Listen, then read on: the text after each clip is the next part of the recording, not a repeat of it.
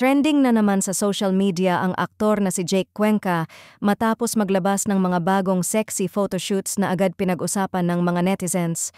Sa mga larawang ito, makikita si Jake na muling ipinapakita ang kanyang matapang, confident at bold image, bagay na matagal na niyang naging trademark sa showbiz.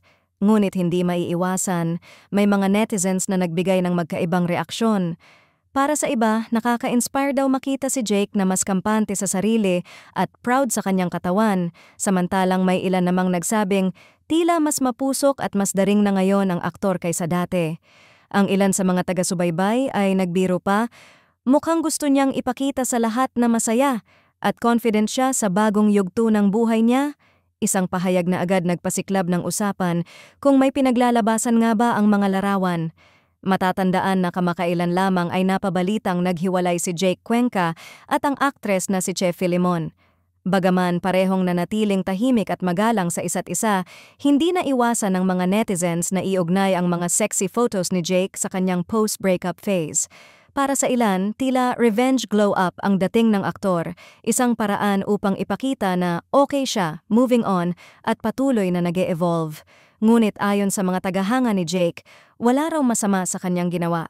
Kilala si Jake sa pagiging artistic at fearless pagdating sa pagpapahayag ng sarili, sa pamamagitan man ito ng acting o photography. Hindi ito bago sa kanya dahil noon pa man ay kilala siya bilang isa sa mga artista na handang sumubok ng mga out-of-the-box concepts pagdating sa kanyang career. May ilan din namang nagsasabi na baka ito ay simbolo ng bagong simula para kay Jake, isang paraan upang ipakita na kaya niyang tumayo muli matapos ang mga pagsubok sa buhay. Sa kabila ng mga puna, hindi maikakailang marami pa rin ang humahanga sa kanyang confidence at artistry. Sa ngayon, wala pang tugon si Jake Cuenca sa mga isyong ibinabato sa kanya. Tahimik lamang siya sa social media pero patuloy pa ring nagpo-post ng mga proyektong konektado sa kanyang passion sa art, film, at photography.